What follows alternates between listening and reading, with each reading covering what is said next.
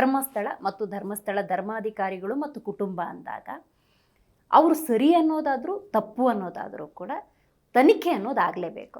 ಆ ತನಿಖೆ ಆಗಬೇಕು ಅಂತ ಯಾರಾದರೂ ಧ್ವನಿ ಎತ್ತಿದ್ರೆ ಅವರು ಹಿಂದೂ ವಿರೋಧಿಗಳು ಹೇಗಾಗ್ತಾರೆ? ಇಲ್ಲ, ಇದು ಒಂದು second level, third level. For example Veerendra Heggade ಅವರಿಗೆ ಇದು ಮೋಸ್ಟ್ಲಿ ಇದು ಒಂಥರ ಎಂಬ್ರೇಸ್ಮೆಂಟೇ ಇರ್ಬೋದು, ಇಲ್ಲ ಅಂತ ಹೇಳ್ತಾ ಇಲ್ಲ. ಒಂದು ರೀತಿ advantage actually.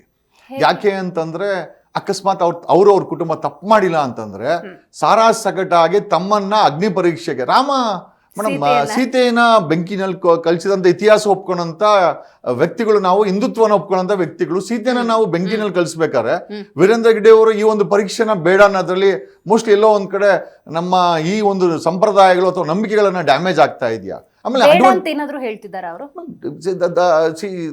What is trying to say ಇದ್ರಿಗೂ ಬೇಕು ಅಂತ ಕೂಡ ಎಲ್ಲೂ ಒಂದಿಲ್ವಲ್ಲ. ಕಂಡಕ್ಟ್ ಮಾಡಿ ನನ್ ಸಪೋರ್ಟ್ ಇದೆ, ನಾನು ಒಂದಷ್ಟು ದಿನ ಈ ರಾಜ್ಯಸಭಾ ಮೆಂಬರ್ಗೆ ರಾಜೀನಾಮೆ ಕೊಡ್ತೀನಿ ನೈತಿಕವಾಗಿ ಹೊಣೆ ಹೊತ್ತು, ಈ ಒಂದು ಆಡಳಿತವನ್ನ ಸದ್ಯಕ್ಕೆ ನಾನು ಸಾರಾಸಗಟಾಗಿ ಸೈಡ್ಗೆ ಬರ್ತೀನಿ, I will allow the SIT, I will stand with it, I support it. ನಿಮ್ಗೇನೋ ಬೇಕಾ ನಾನು ಬರ್ತೀನಿ, ನನ್ನ ನೋಟಿಸ್ ಕೊಡಿ, ನನ್ನ ಜಾಗದಲ್ಲೇ ಆಗಿರೋದು ಅಥವಾ ನನ್ನ ಧರ್ಮಸ್ಥಳ ಅಂತ ನಾನೇನು ಕ್ಲೈಮ್ ಮಾಡ್ತಾ ಇದ್ದೀನಿ OS ಅಲ್ಲಿ ಅದರಲ್ಲೇ ಆಗಿರೋದ್ರಿಂದ ನಾನು ಕೂಡ ಜವಾಬ್ದಾರಿ ಆಗಿದ್ದೀನಿ. ಅಕಸ್ಮಾತ್ ಆ ರೀತಿ ಬಂದ್ರೆ ಮತ್ತೆ ನನಗೆ ನೋಟಿಸ್ ಕೊಡಿ ಬಂದು ನಾನು ಅದಕ್ಕೆ ಹೇಳ್ಬೋದಾಗಿತ್ತು. ಇಲ್ಲಿವರೆಗೂ ಆ ಒಂದು ಹೇಳಿಕೆ ಎಲ್ಲೂ ಬಂದಿಲ್ಲ.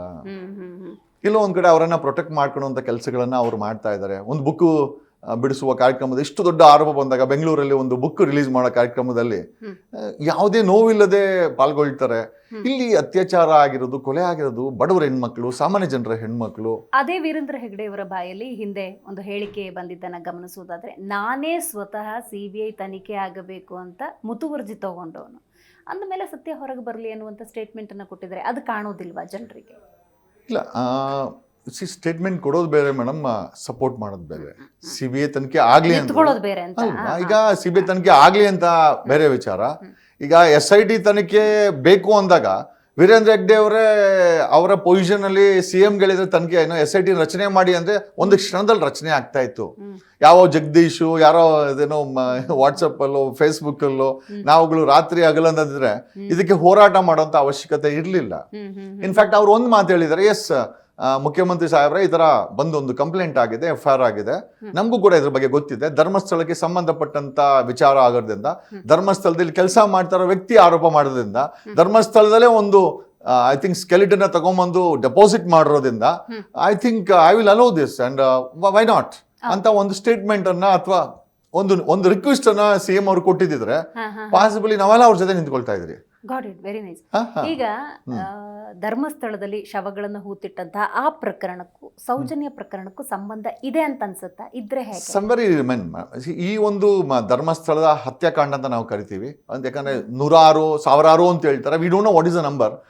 ಧರ್ಮಸ್ಥಳದ ಹೆಣ್ಣು ಮಕ್ಕಳ ಕಿಡ್ನಾಪ್, ಅತ್ಯಾಚಾರ ಮತ್ತೆ ಕೊಲೆ ಮಾಡೋ ಹತ್ಯಾಕಾಂಡ ಏನಿದೆಯಲ್ಲ, ಇದರ ಒಂದು ಭಾಗ ಸೌಜನ್ಯನೂ ಕೂಡ. ಅಂಡ್ ಸೌಜನ್ಯ ಕೇಸನ್ನ ಗೊತ್ತಿಲ್ಲ ಯಾವ ರೀತಿ ಇದನ್ನ ಮುಗಿಸಿದ್ರು ಅಂತ.